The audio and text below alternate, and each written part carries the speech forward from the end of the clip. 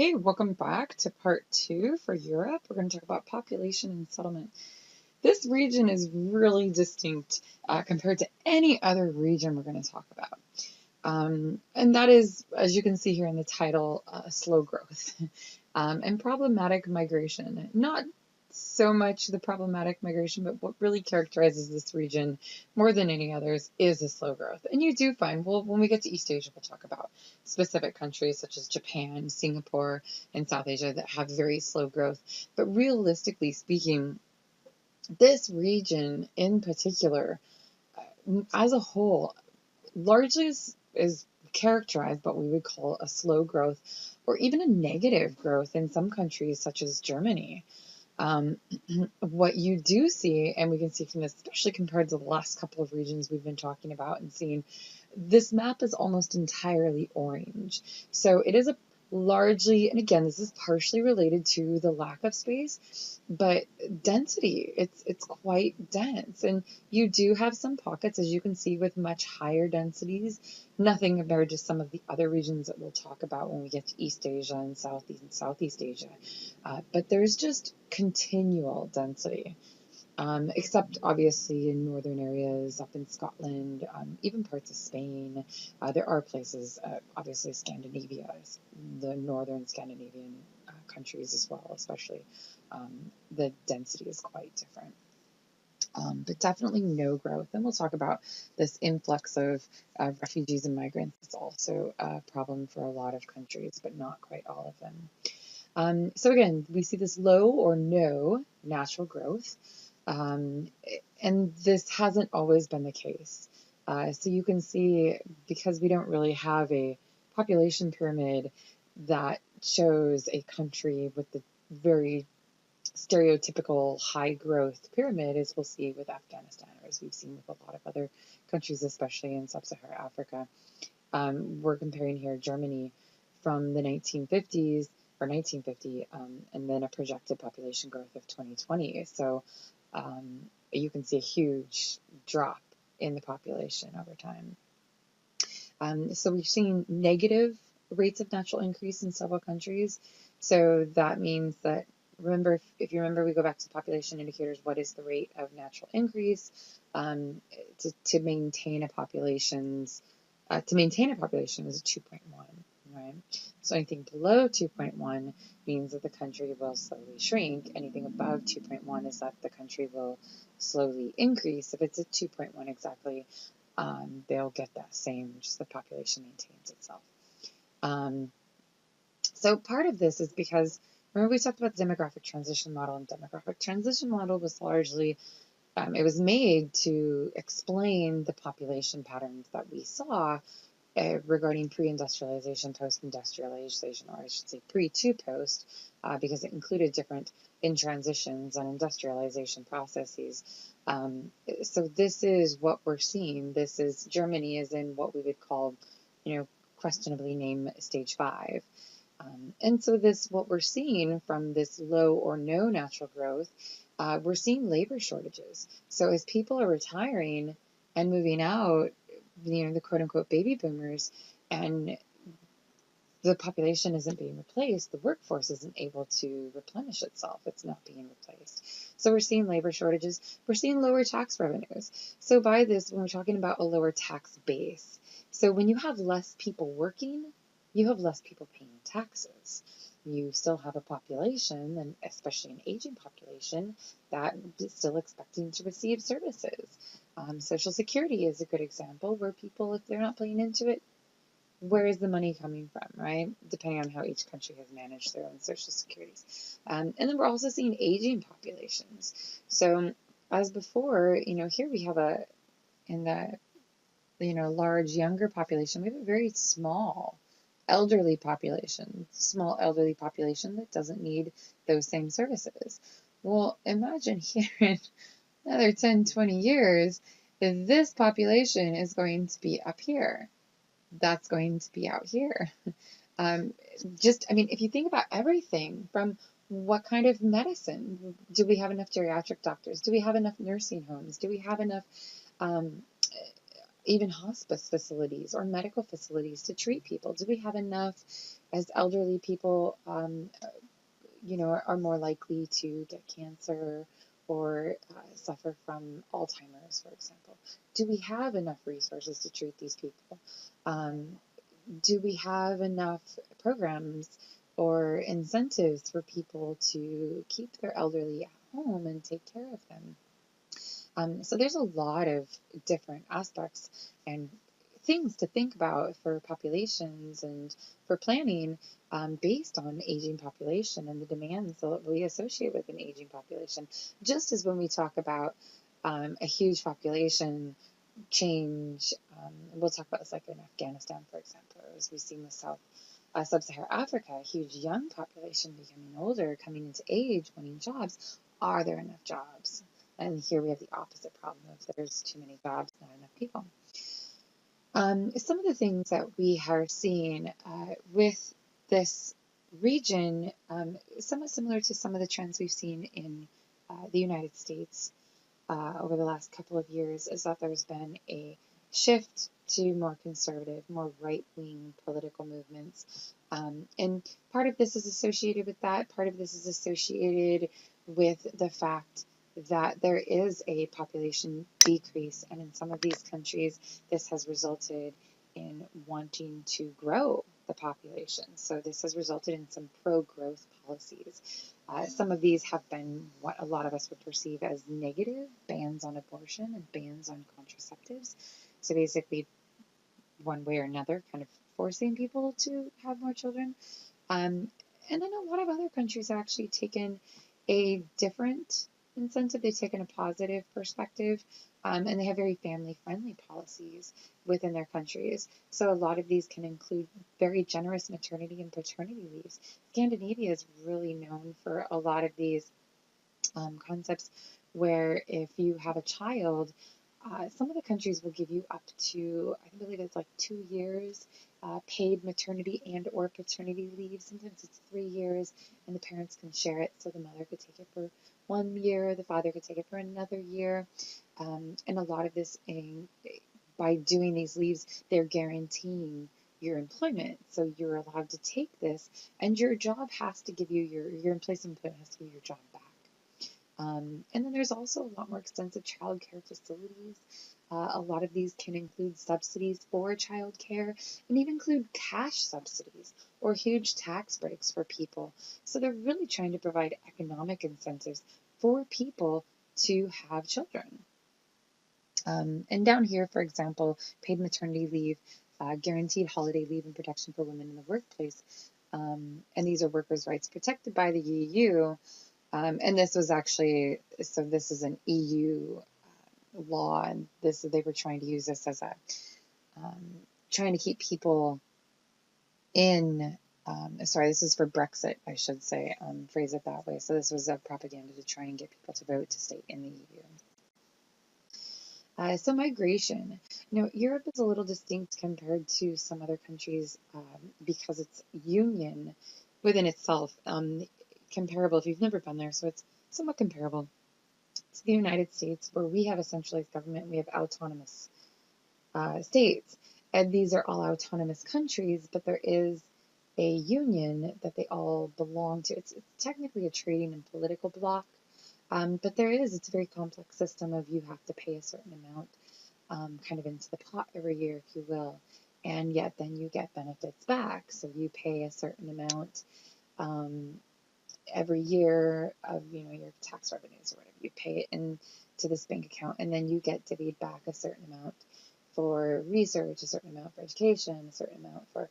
But there's also they're independently. Countries are very independent. Some countries obviously would pay in more than they would individually receive. So, and this has been to help certain countries because if we look at Greece and Italy, which their economies have not nearly been as strong as Germany, for example, a lot of times Germany and the EU in larger scale ends up bailing out a lot of these countries. Some of the countries now, such as Greece and Italy, are highly indebted, have huge loans that they've taken out. national debts, such as most countries have, especially the United States. But part of this union has also allowed for free movement within Europe for EU residents, but realistically, it's for anybody once you're in Europe. Once you're within there's this concept called the Schengen Agreement. So there's no border stations. If you've been to Europe I'm trying to think what year it was. Maybe 2003, I think, was when they adopted the euro and everybody started using the euro. So before that, you would go to Spain and use pesos, or peseta, I think it was. You would go to France and use francs. You would go to Germany and use, was a Deutschmark, I think it was. So you had to change your currency with every country. Now, not all countries are members of the European Union, but they can be part of the Schengen Agreement. And even there are countries who are part of the EU who don't use the euro as well. However, going back to this concept of this free movement of people, once you're in, now think of you're an illegal immigrant and you have somehow gotten into Europe. Once you're in, you're allowed to move around freely. This has caused problems because if somebody comes in through Greece or Italy or Hungary, which is usually where they come in from, and then they go and they make it to Germany and they seek asylum, the EU has so this is what, and we've seen, let me go back to the slide here, because I'll touch on this other topic here in a minute. Because there are concerns. So with illegal immigration and migration, but then also with terrorism. And as we've seen with some of the terrorist plots that have happened in France, for example, they were from Belgium or living in Belgium and quickly returned to Belgium, or vice versa, upon conducting or fulfilling their plot, carrying out their plot. So this is also an issue, and these topics are actually fueling a lot of this right or conservative ideologies, nationalist ideologies that are popping up throughout Europe and a bunch of different countries. From a more a legal perspective, there is a very long history of legal migration to Europe as well as from Europe. So remember, a lot of European countries, pretty much all of them, had large colonies at different places around the world for a long time. And this has led to a lot of immigration from former colonies to a lot of European countries. We've also seen a lot of post-World War II immigration around Europe as well as out of Europe. And then post-Cold War immigration. And today, across the EU population, foreigners now account for about 5% of the EU population. So now think about, if you go to England, you might say, okay, well, let's just say, I'm just throwing out numbers, these are not accurate by any means. Let's say foreigners make up 20% of the population, but 15% of those are from other European Union countries. So I'm talking about within the entire European Union population, only about 5% are from outside the EU, which is not a lot. But now once you get to like nitty gritties and looking at individual countries, Germany has the highest with about 10%. When I lived in Scotland a few summers ago, it was really interesting the number of Europeans that I actually met who were not English or not Scottish, but especially not Scottish. Definitely feels like, depending on where you are, but in Edinburgh area and around Edinburgh, the Scots actually kind of feel like a bit of a minority in many ways. So this is very different in every country. And again, looking on the scale and the landscape and how you want to talk about this. Extra legal migration, leaky borders, and fortress Europe. So here we see the pathways of migration that largely happen. We have people crossing the Strait of Gibraltar, getting into Spain. People trying to cross the Mediterranean Sea, largely from Libya. This is something we talked about last week when we talked about the Middle East. And then people crossing through Turkey and trying to get into Greece. Greece, which is then isolated, and then people trying to get through Hungary you hear about a lot. So I have a friend who's currently, I mentioned her before, she's doing a lot of research regarding refugees, even along the Hungary border, the Hungarian border. A lot of people coming from Bosnia and Serbia trying to get into the EU, getting stuck there. And as a result, Hungary has taken a very militarized approach to managing their borders now. So let me go back because I talked about this on the previous slide. Where you enter Europe is your point of entry. If I am coming from Nigeria and I make it in through Italy, or I make it from Turkey, I'm trying to flee Syria and I make it in through Greece, or I'm trying to flee Serbia and I make it to Hungary. And then I leave Hungary and I get through Hungary and I make it to Germany and now I seek asylum. Or I make it to the UK, or I make it to France, or wherever I want to make it to, I make it to there. Because I know that my chances of getting asylum might be better in Germany than they would be in Hungary. The problem is, according to EU laws, the country you enter into is the country that then is responsible for processing your papers. So you would actually, your case would be sent back to Hungary if you came in through Hungary, and your papers would have to be processed in Hungary. So this is becoming a huge political and administrative burden to a lot of these countries, and that's why some of these countries are becoming very militarized regarding their stance on illegal immigration. Um, so this is what I'm talking about when I refer to asylum laws. It's very difficult. Europe has taken a lot more asylum seekers and refugees, especially in North America. So approximately 1 million refugees and migrants arrived. This does not have to mean all legally. That's 1 million people in 2015. There are a lot of relocation camps within the EU. I'm not going to go into this too more. And here's an example of like the Greek border fence. So again, a lot of people, this militarization of borders. Please take a couple minutes, press pause, and go watch this YouTube video.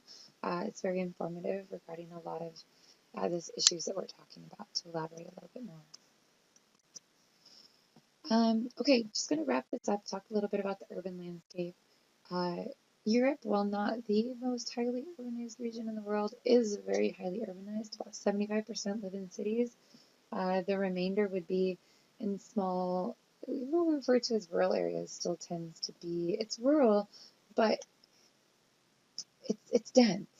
It's densely, you don't necessarily think of it as rural. When we think about rural in the United States, I think we tend to think about a farm, really far away, very isolated, but there's a lot of agriculture throughout. So you can drive from one town to the next. It might not be very far away, but it's a very rural area in between, and that's where a lot of people still live and manage their farms. The urban landscape is largely characterized by 3 different historical periods. So medieval landscape, and it's really interesting, really cool to see if you've ever been to any of the modern towns that were industrial towns, that they were medieval towns. And so they still have, you can see here in this town, you've got different borders, different walls that went around the city, and a lot of these have been preserved.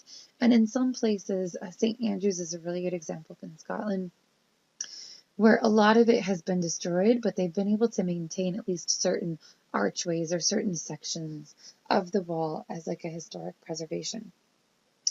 We also see Renaissance and a Baroque period, which has influenced architecture. And then what we generally see today, you can see this progression over time of industrial revolution, industrialization, that has largely influenced the urban landscape. Another thing that's very characteristic of European urban areas is the public transportation system.